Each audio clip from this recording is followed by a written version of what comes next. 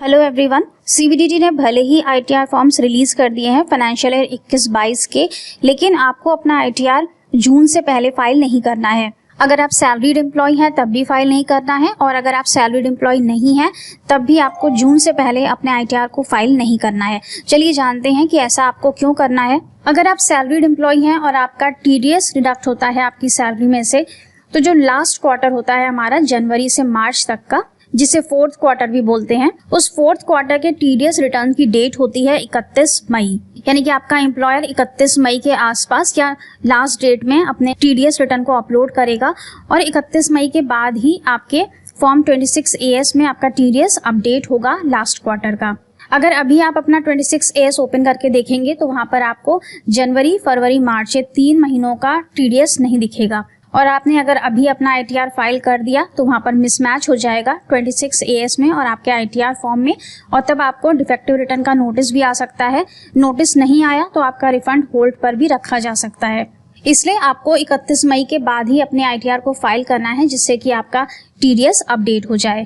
अब बात करते हैं सैलरीड एम्प्लॉय के अलावा अगर आपकी कहीं और से इनकम होती है, अगर आपको बैंक एफडी से कोई इनकम हो रही है, इंटरेस्ट रिसीव हो रहा है, तभी बैंक्स भी जो होते हैं अपना टीडीएस रिटर्न, जो फोर्थ क्वार्टर का टीडीएस रिटर्न है, वो 31 मई के आसपास ही सबमिट करते हैं, जो कि उसकी लास्ट डेट होती है। तो 31 मई के बाद ही आपका एफडी का टीडीएस अपडेट होता है आपके 26AS में। इसी तरह से अगर आपकी प्रोफेशनल इनकम है या कंसल्टेंसी इनकम है, तो उस केस में भी आपका एम्प्लॉयर लास्ट क्वार्टर की टीडीएस रिटर्न 31 मई के आसपास ही फाइल करता है, और तभी आपका 26AS भी अपडेट होता है।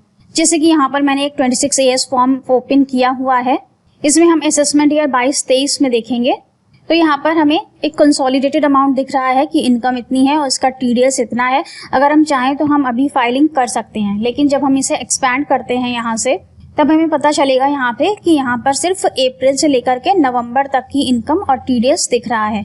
अभी दिसंबर, जनवरी, फरवरी, मार्च ये 4 महीने की यहाँ पे ना तो इनकम दिख रही है, ना ही यहाँ पर टीडीएस शो हो रहा है। तो इसलिए आपको वेट करना है 31 मई तक का, जब तक कि आपका ये 26AS अपडेट हो जाए और यहाँ पर मार्च तक की इनकम और टीडीएस दिखना चाहिए, तभी आप अपने आईटीआर को फाइल करिएगा। इसके बाद एक दूसरा कारण भी है, इस बार आपको अपना आईटीआर फॉर्म फाइल करने से पहले अपने एआईएस को भी चेक करना है।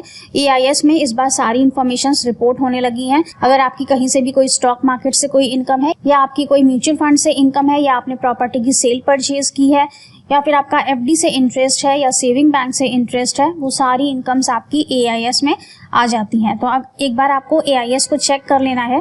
जैसे कि हम इसी अकाउंट का अगर एआईएस ओपन करते हैं तो एआईएस में भी हमको यहाँ पर सिर्फ सैलरी इनकम ही दिख रही है। अभी यहाँ पर स्टॉक मार्केट या म्यूचुअल फंड की कोई भी इन्फॉर्मेशंस डिस्प्ले नहीं हो रही हैं। जब ये एआईएस अपडेट हो जाएगा, यहाँ पर सारी इन्फॉर्मेशंस डिस्प्ले हो जाएंगी, और तब आपने अगर अपना आईटीआर 1 फाइल किया हुआ है और स्टॉक एक्सचेंज में इन्वेस्टमेंट की वजह से आपके लिए आईटीआर 2 एप्लीकेबल है, तो आपको डिफेक्टिव रिटर्न का नोटिस आ जाएगा और आपको आईटीआर 1 की जगह आईटीआर 2 को फाइल करना होगा। अगर हम इसमें लास्ट फाइनेंशियल ईयर को देखें तो यहाँ पर आप देख सकते हैं कि यहाँ पर कितने सारे ट्रांजैक्शंस एआईएस में शो हो रहे थे।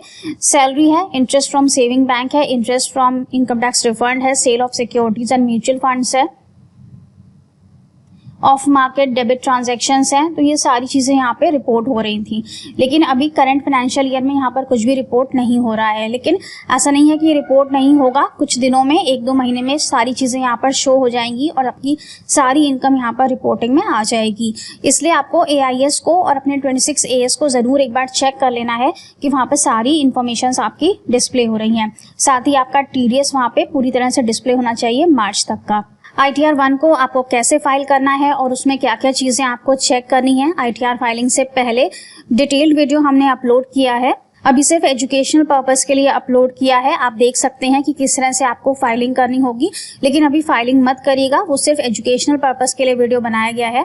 जैसे ही आपका टीडीएस अपडेट हो जाता है, आपका एआईएस अपडेट हो जाता है, आपको फॉर्म 16 मिल जाता है अपने एम्प्लॉयर से, आप अपनी आईटीआर फाइलिंग स्टार्ट कर सकते हैं। होप कि वीडियो आपके लिए यूजफुल रहा होगा। चैनल को सब्सक्राइब जरूर कर लीजिएगा, वीडियो को लाइक एंड शेयर कर दीजिएगा। Thank you so much for watching this video. Stay safe and healthy. Bye bye.